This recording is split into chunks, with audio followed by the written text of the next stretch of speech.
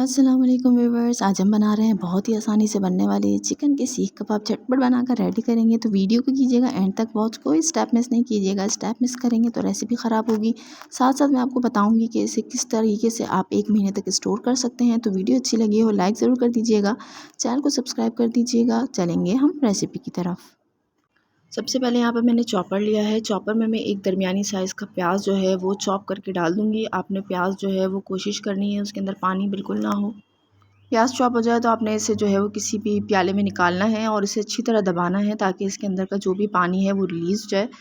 आपके जो कबाब हैं उसके अंदर पानी नहीं होना चाहिए, वरना जो आपके कबाब है ना वो सही नहीं बनेंगे। ठीक है, तो इस तरीके से आपने इसे प्रेस करना है और उसके अंदर जो भी ज़ायद पानी है वो अच्छी तरीके से निकाल लेना है। ठीक है, उसके बाद अब मैं इसे दोबारा जो है वो चॉपर में ट्रांसफ़र कर दूँगी और साथ ही कुछ हम इसके इंग्रेडिएंट्स जो है वो ऐड करेंगे। साथ ही मैं इसके यहाँ पर 3 हरी मिर्च ऐड करूँगी। 3 बड़ी साइज़ की हरी मिर्च है वो ऐड कर रही हूँ। अगर आप तीखा पसंद करते हैं तो आप हरी मिर्च जो छोटी वाली होती है ना वो ऐड कर लीजिएगा।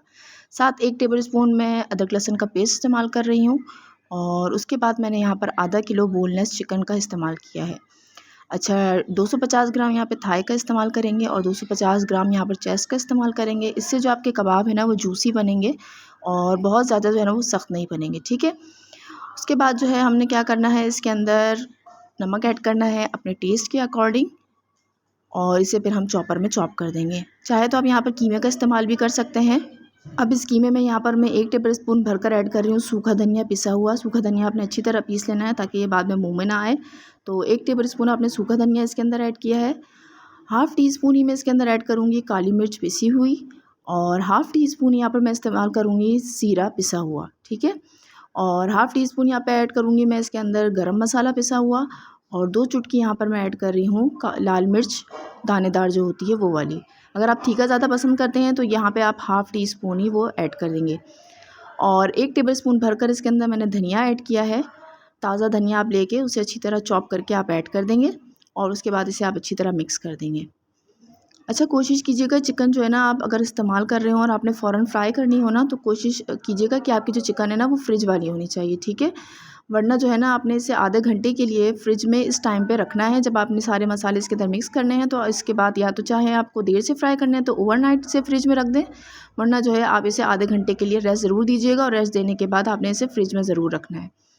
उसके बाद यहाँ पे आधा घंटे के लिए मैंने इसे फ्रिज में रख लिया है और अब हम इसके कबाब बनाना शुरू करेंगे। तो यहाँ पे मैंने एक स्ट्रॉ ले ली है, स्ट्रॉ को ग्रीस किया है ऑयल के साथ, हाथों को भी ग्रीस कर लिया है। अब यहाँ पर मैं एक पोर्शन उठाऊंगी जितना मुझे कबाब का साइज़ चाहिए और हाथों की मदद से पहले मैं अच्छी तरीके से रोस्ट करूँगी।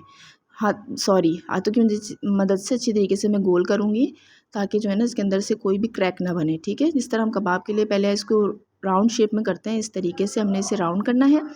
उसके बाद जो है ना ये देखें स्ट्रॉ की मदद से इस तरीके से हमने इसके अंदर ऐड करना है और बिल्कुल हल्के हाथों की मदद से प्रेस करते जाएंगे तो ये बहुत ही ज़बरदस्त सा शेप जो है वो सीख कबाब का निकलता जाएगा। बहुत ज़्यादा ज़ोर नहीं लगाना है, बिल्कुल हल्के उंगलियों से जो है ना बिल्कुल हल्का हल्का अपने से प्रेस करना है और जो साइज़ आपको चाहिए सीख कबाब का वो आपका साइज़ बनकर रेडी हो जाएगा। ठीक है, चुपकेंगे भी नहीं, ईज़िली आराम से जो है ना वो आपकी स्ट्रॉ से ये निकल जाएंगे। तो कोशिश कीजिएगा आप स्ट्रॉ का इस्तेमाल करें, बहुत ही आसानी से ये स्ट्रॉ पे जो है ना बन के रेडी हो जाते हैं। ये देखें आसानी से ये निकल भी गए हैं। तो बस मैंने इसी तरीके से सारे सीख कबाब जो है ना वो बनाकर रेडी कर लिए थे। चाहे तो आप इस मौके पर भी इसे फ्रिज में रख सकते हैं ताकि अच्छी तरीके से और जो है ना वो ठंडे हो जाए। अब यहाँ पर मैं इसे फ्राई करूँगी तो सबसे पहले मैंने पैन लिया है, पैन के अंदर मैंने कबाब को फ्राई करने के लिए ऐड किया है ऑयल। बहुत ज़्यादा ऑयल का इस्तेमाल नहीं करेंगे, चाहे तो यहाँ पे आप बटर का इस्तेमाल भी कर सकते हैं।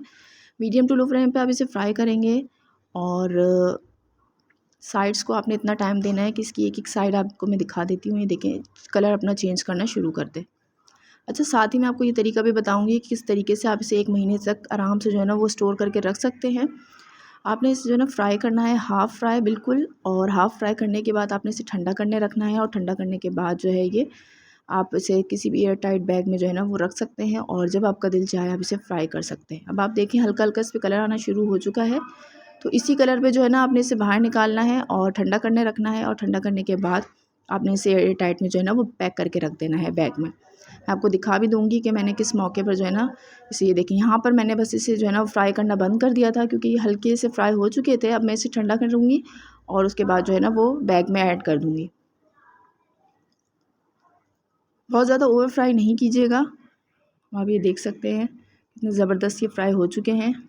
अब जो मुझे कबाब एयर टाइट रखने हैं मैं आपको वो बता देती हूँ कि उनका कलर क्या है। और जो कबाब बिल्कुल फ्राई हो चुके हैं, ये देखें मैंने कितना लाइट इनको फ्राई किया है।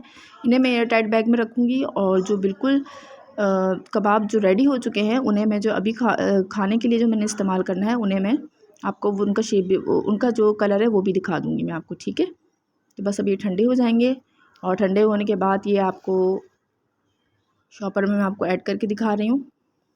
इस तरीके से ये शॉपर आराम से किसी भी सुपरमार्केट में आपको मिल जाएंगे। तो आपने इसी तरीके से ठंडे करने के बाद एयर टाइट बैग में इस तरीके से ऐड कर देना है, ठीक है। और जैसे कभी मेहमान आए तो आपने इसे फ्राई कर देना है।